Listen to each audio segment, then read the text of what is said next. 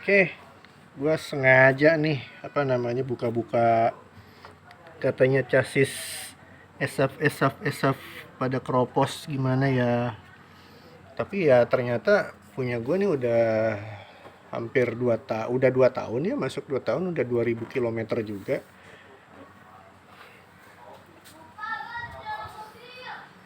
Hmm.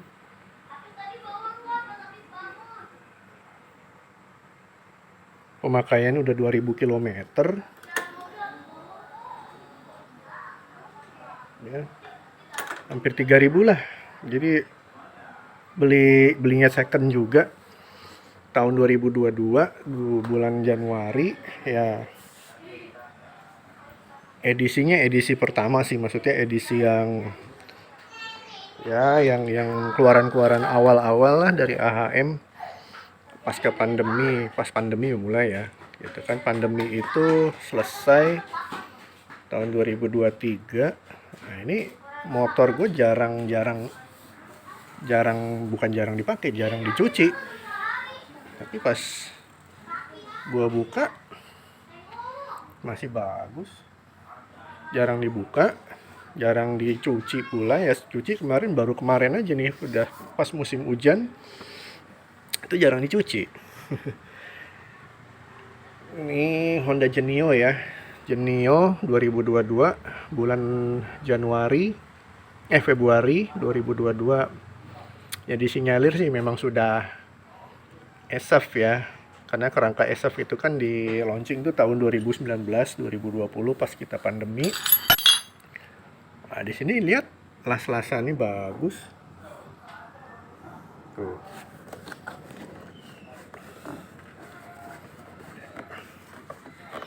Kenapa gue males buka total ya, buat apa gitu kan, ngapain juga. Orang di sini aja kelihatan tuh, ini bukan karat ya, itu ada noda kayak gitu tuh, lumpur yang belum dibersihin udah berapa minggu. Nah, ini di las-lasan sebelah sini juga nggak ada. Ini kan tempat aki kalau ini wajar. Nah cuman kenapa gua mikirnya chassis esaf tuh banyak yang keropos di sebelah sini, bagian dek bawah. Nah ini sih bukan karat tuh, ini sih kotor ya, wajar lah, namanya juga bagian bawah. Nah, coba gua lap dulu.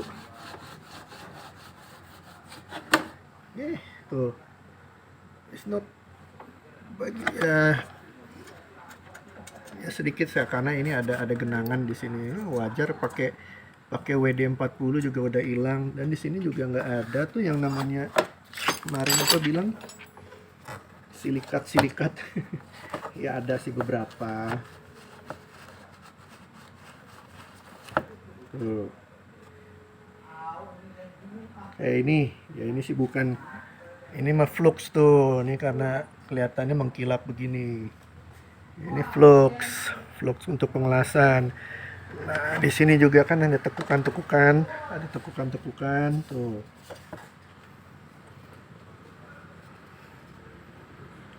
Katanya kan testimoni orang-orang baru juga 1000 kilometer atau baru 3 bulan pakai, atau baru berapa kilometer udah pada keropos.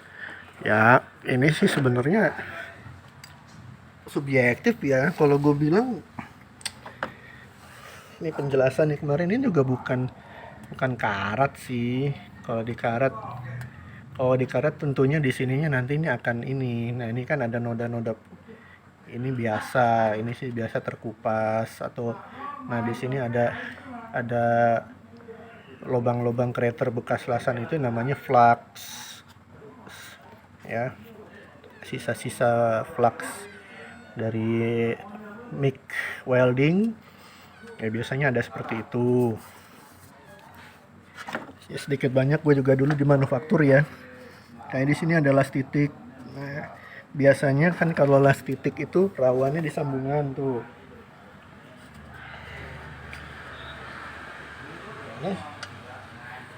wajar-wajar aja sih kalau kalau dilihat dari secara kasat mata. Ya memang tek-tek, karena di sini juga kalau dilihat pakai G550 apa G650 ini galvanize ya. Ini kalau misalkan emping ya emping, cuman kalau ini wah udah karena sudah ada tekukan-tekukan, sudah ada pressing seperti ini, spot welding ya itu jadi stiffener juga. Nah, yang gue curigain kok kenapa sih laporannya banyak di bagian sebelah sini yang kropos. Nah, kalau analisa gue sih secara bukan teori ya, secara wajar-wajar aja. Di sini kan ada tempat aki.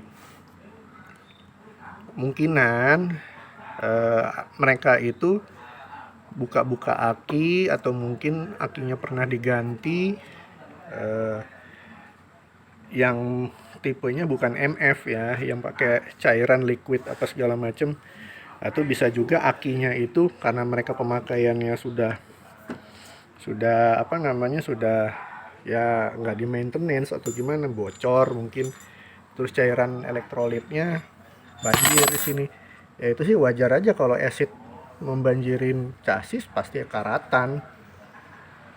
Yang dilihat di sini juga nih katanya lubang-lubang ini nggak kena, tapi di sini bagus-bagus aja sih tuh. Ah, kalau dilihat dari sininya tuh, lubang-lubang ini kena powder coating juga. Saya nggak tahu ya, mungkin batch, ada beberapa batch yang di atas 2022 itu yang bukan dikerjakan in-house di AHM, mungkin dikerjakan di vendor di mana gitu, PT apa, rekanan untuk jadi vendor. Mereka mungkin workmanship-nya kurang bagus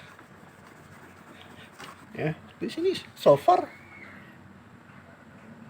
nothing matter gitu loh. No, so far nggak ada apa-apa ini.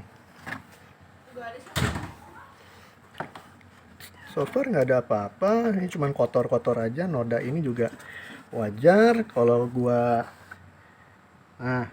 kayak gini di bawah itu wajar lah, gua res ini kan gedek, atau kena, namanya juga jalanan juga jalan rusak, kadang-kadang gubrak gitu. Ya memang kelemahannya di sini lubang drainasenya ada di depan, jadi dia kadang suka menggenang di sini. Tapi di sini kalau misalkan prevention, cukup disemprot pakai WD atau penetran, bersihin, udah di flingcoat lagi. Aku dari las-lasan untuk las ke lehernya itu bagian bawah nothing matters gitu loh, nggak ada isu apa-apa. Dan motor ini gue pakai tiap hari, istri gue tiap hari pakai, kadang-kadang ke jemput anak, atau juga kadang-kadang hari Minggu, Sabtu Minggu gue jalan-jalan bertiga, gubrak gabruk ya. Gue aja beratnya 58-60, istri gue 54, anak gue 51, ya udah hampir 150. Ada, masuk aja. Yuk. Kerangka bagian dalam kayak engine mounting. Nah, ini di sini juga. This is not karat ya, ini bukan rusty. Nah, ini juga dalemannya kalau gua raba-raba itu ada coatingnya. Nah, terus sambungan ini itu coklat itu bukan karat. Biasa, ini namanya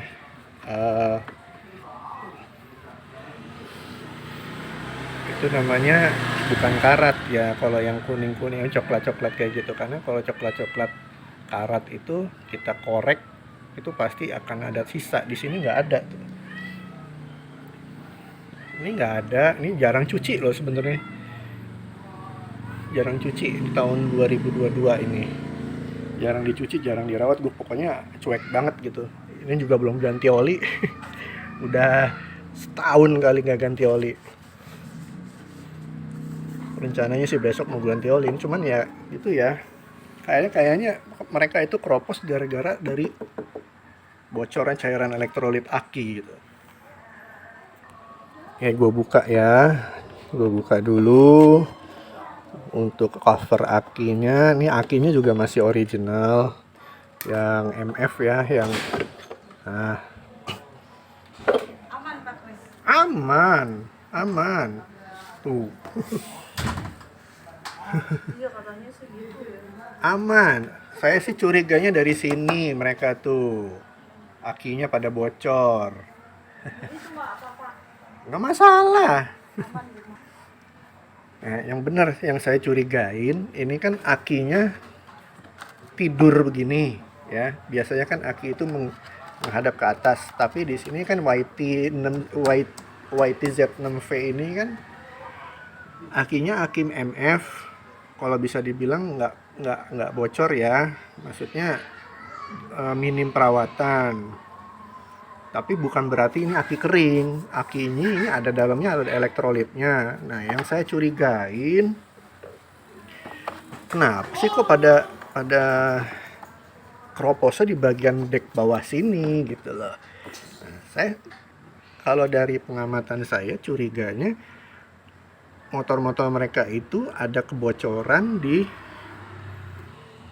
akinya. Jadi elektrolitnya istilahnya air akinya itu mungkin ada bocor di sini rembes. Rembes. Ini kan akinya aki maintenance free, rembes. Dia membanjirin sebelah sini. Nah, dia akhirnya ngocor lewat sini, ngocor lewat sela-sela ini. Ya akhirnya satu titik aja ya, kalau misalkan kena asam itu satu titik aja yang kena bagian metal itu pasti akan merembet kemana-mana. Nah, ini saya curiganya banyak yang keropos tuh di bagian sini gitu loh. Nah, sedangkan sini kan tutup dek. Kalau misalkan ada air mengenang di sini ada sirkulasi istilahnya ada drainase bagian sini dan dia akan lari ke sini. Tuh. Air akan lari ke sini. Nah, bagian leher kan nggak ada aki, nggak ada elektrolit ya. Jadi terlindung dari belakang sama depan udah terlindung. Nah, bagian mana? Kalau zaman dulu, Honda Beat yang masih karbu kan akinya di atas. Nah, sekarang yang ESP dan sebagainya aki mulainya di sini. Nah, sekarang pindah ke sini untuk Genio. Akinya ini udah 2 tahun belum gue ganti nih. Masih mengkilap semua. Jadi curiganya sih gua sih ada beberapa ya, mungkin yang mereka nggak bawa ke ahas atau bengkel resmi ya, mungkin mereka bongkar sendiri atau mungkin mereka itu ke bengkel yang ya lah daerah-daerah pedalaman gitu kan, bengkel resmi jarang ya, mereka main ini ya, mungkin mau ganti akinya bukan aki yang sesuai dengan maintenance free kayak begini ya, bisa aja elektrolitnya pecah atau elektrolitnya bocor, menggenang di sini, ngalir ke sini, satu titik ada goresan aja, udah air aki itu kan sifatnya asid ya. Jadi masuk nyember ke sini udah ngenang di sini. Ini so far baik-baik aja. Ini terus terang tahun lalu pernah melalui banjir. Tahun lalu 2022 bulan November Desember gue melalui banjir nih, hampir satu dek gini. It's no problem. Gak apa-apa gitu loh. Ya lihat ke bawah yuk. Ya, ini dek aki. Ini dek aki. Sebelah sini. Ini plastik semua. Nah, di sini arm barnya segala macam nggak masalah sih. Ini udah esaf loh, udah rangka esaf ini. Nih, sudah rangka ESAF. So, kesimpulan gue sih kalau misalkan yang keropos-keropos gitu bisa, satu, mereka daerahnya maintenance-nya gimana, gue nggak tahu. Gue bukannya ngejudge ya, bukannya subjektif lo gimana atau di mereka gimana nggak merawat dan sebagainya. Tapi ya so far selama ini teman-teman gue juga yang di Bali daerah pantai dipakai buat rental ke bule, naik gunung lah, ke pelosok-pelosok Karangasem, ke pelosok-pelosok Uluwatu, ke pelosok-pelosok Kintamani, ke pantai-pantai yang belum beraspal pun laporannya memang motornya sih babak belur. Maksudnya babak belurnya tuh baret-baret, bodinya, joknya juga sobek. Tapi kan pas dilihat chassisnya baik-baik aja gitu loh. Ya nggak tahu, mungkin apakah ini karena masih edisi awal yang masih diproduksi di in-house-nya AHM, belum dipakai disubkan ke vendor, jadi pengerjaannya, workmanship-nya juga bagus. Dulu dari las-lasannya juga rapi. Nih, dari las-lasan ini juga rapi gitu loh. Dari las-lasan poin-poin ininya, kalau dilihat dari yang di video-video itu nggak tahu ya pada berantakan bagaimana ini, tapi rapi kok. Ini rapi, ini juga rapi. Kalau dilihat di sini juga ada lapisan primernya yang merah itu kan karat sih, itu primer. Kalau gue lihat dalemannya juga tuh ada lubang. Nah di sini juga kan karat. Tuh. Las-lasannya rapi. Bentar ya, gue coba buka bagasi juga. Oke lah, kita lihat aja dulu dari dalam. Gue males bukanya, males ini banget. Dilihat sininya deh. Oke. Ini chassis dalamnya ya, untuk pantatnya nih, untuk bodi dalamnya. Itu nggak ada isu karat atau segala macam juga. Ya kotor sih kotor, cuman wajar lah.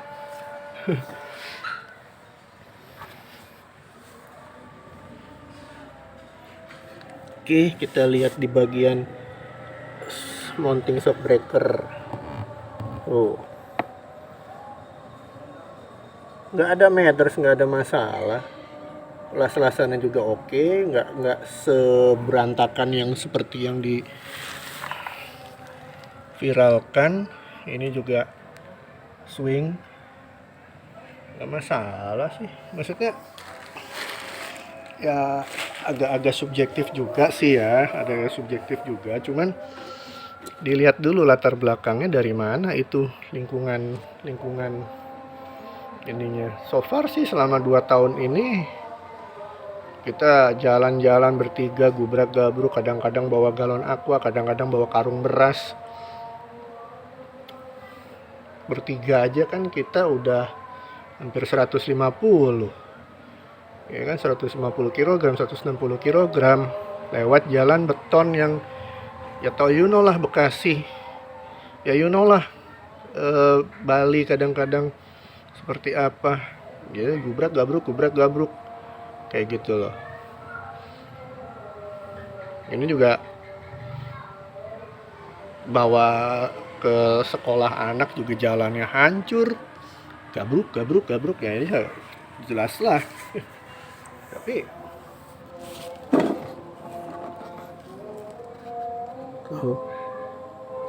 chassis bawahnya juga nggak masalah. Ini udah ESAF ya, karena Genio Vario 150 125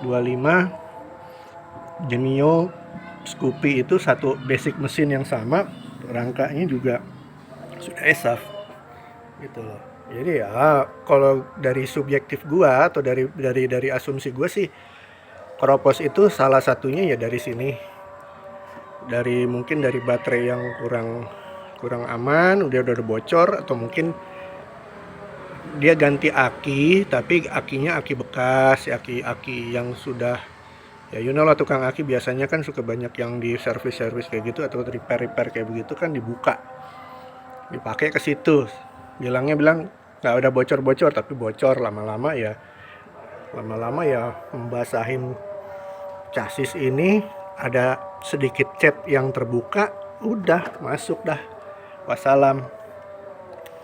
Jadi kalau gua bilang sih, selama gua pakai Honda produk AHM yang ini, gue bukan endorse ya, gue nggak endorse, ini beli sendiri loh. Ini beli sendiri, duit gue sendiri, gue bongkar sendiri, gue pakai sendiri, gue gabruk, nggak ada masalah. Dan pernah kejadian beberapa bulan lalu, kira-kira 2 bulan yang lalu, motor gue ini ditabrak sama motor lain, gitu loh. Motor sama Astrea, kalau apa Grand nggak tahu, ngerti gue, pokoknya jebret. Ya biasa aja sih, nggak ada signifikan, baret doang. Ya so far selama gue pakai ini belum ganti oli nih. Besok mau ganti oli, kayaknya mau ganti oli udah 2000 kilo. Mau masuk 3000 belum ganti oli, gue ganti oli aja lah, nanti kan selesai. Ganti pernah genang air, masuk banjir, ya itu ada bekasnya sih. Ya, nggak masalah. So gue bukan yang endorse ya, bukan di endorse, gue bukan minta di endorse juga. Gue pengen ya buka ini aja, testimoni gue selama gue pakai baik-baik aja. Bisa juga itu yang masalah yang terjadi, bisa saja itu produknya produk yang 2022 akhir 2023 awal itu sudah divendorkan ke subkon. Mungkin saja Astra atau AHM agak lalai untuk pengawasan QC-nya di vendor, atau juga bisa vendor nakal, vendor yang cheating, yang ngurangin step-stepnya untuk surface treatment dari body ini, bisa aja gitu kan. Nah, setahu gue kalau misalkan produk yang masih di in-house-nya AHM di Cibitung itu pakai robotik, ininya pakai robotik, pengecatannya, pengelasannya, coatingnya itu proses itunya juga CNC, ada NC, ada semi otomatiknya, semuanya bagus aja. Dan kalau gua lihat ini bahannya high tensile steel ya, high tensile steel, pengelasannya juga pakai spot welding, ininya untuk yang ininya bagian sininya pakai MIG, metal inert gas. So, jadi kesimpulan gue ya selama gue pakai ini no problem. Ya sorry to say, maksudnya kalau misalkan orang-orang pada kropos pada itu, ya bisa dibilang kasarnya ya itu deritanya dia. Cuman adanya isu seperti ini juga kita bukan nggak boleh cuek-cuek juga sih. Makanya di sini dibuktikan, kita juga memberikan masukan kepada AHM. Ya kalau bisa pengawasannya ke depannya itu, pengawasan di vendoringnya itu lebih diperketat lagi. Dan aspirasi masyarakat, terutama usernya setia AHM, ya didengerin gitu loh. Ya didengerin. Kalau memang ada isu-isu macam seperti ini yang fatal, segeralah di recall atau mungkin ditinjau ulang. Berikanlah garansi masyarakat yang sudah menggunakan motor-motor ya. Jadi pesan gue juga tadi, kalau bisa AHM lebih peka lah terhadap customer, lebih peka terhadap konsumen. Jangan isu kayak gini dicuek-cuekin aja, cari-cari alasan, cari-cari pembenaran. Ya namanya QC QA, gue juga orang QA ya dulu. Ya segeralah kalau misalkan ada keluhan dari customer, keluhan dari user, di follow up, dicari investigasi ini di mana, root cause-nya tuh di mana, apakah di internal AHM ataukah di vendoring. Nah kalau di vendoring, root cause-nya dari mana? Dari pengawasan atau dari pemberian standarisasi materialnya, apakah dari standarisasi pengerjaan atau SOP-nya untuk surface treatment-nya sebelum dan sesudah welding, dan juga sebelum atau sesudah pengecatan, powder coating dan sebagainya gitu loh. Jadi walaupun gua nggak kena masalah, tapi gua berpesan juga kepada AHM gitu loh. Apabila ada masalah kayak gini, mbok ya di follow up segera gitu loh. Anda kan AHM itu istilahnya pemegang merek terbesar, pangsa pasar juga besar. Ya janganlah, maksudnya dengan nilai setitik seperti ini semuanya jadi berantakan gitu. Sayang juga gitu loh, namanya juga tercoreng. Dan juga jangan terbuai dengan selama ini AHM udah sukses, udah punya penjualan yang bagus, tapi dengan adanya isu gini mereka seakan-akan tutup mata tutup telinga gitu ya. Gitu aja sih kalau dari gua. Kalau memang teman-teman yang sudah punya produk AHM tapi bermasalah, terus aja, kalau gue bilang terus aja push pihak AHM, push segala macam untuk minta garansi, untuk minta untuk minta di follow up masalahnya ini, dan juga berpesan kepada teman-teman yang di sana, luar sana, yang mengalami hal yang sama, untuk bisa lebih kritis gitu loh. Kritis tapi yang sehat dan demokratis, dengan jalur yang sesuai dengan hukum. Kalau memang harus melalui jalur hukum, silakan jalur hukum melalui pengaduan ke Kementerian Perindustrian Perdagangan, Perhubungan dan sebagainya, silakan. Kalau saya karena tidak kena masalah, ya saya sih hanya menghimbau aja, meminta pesan kepada AHM, ya jadilah produsen dengan nama besar, jaga kualitasnya, ya, jaga namanya quality assurance-nya untuk masyarakat, untuk user di luar sini. Karena tanpa adanya masyarakat, ya tentunya tidak akan bisa jualan kan. Dan apa yang harus dijual itu adalah kualitas yang bagus, bukan kualitas yang, ya istilahnya kalau perusahaan baru bangun, perusahaan baru buka sih nggak masalah, itu pembelajaran. Ini kan sudah puluhan tahun, udah hampir setengah abad gitu loh ya. Terima kasih, itu aja. Teman-teman yang lain yang mengalami hal yang tidak berkenan, saya turut prihatin dan tetap mendukung langkah-langkah untuk mendapatkan istilahnya kejelasan, keadilan dan haknya gitu ya. Terima kasih, itu aja. Thank you.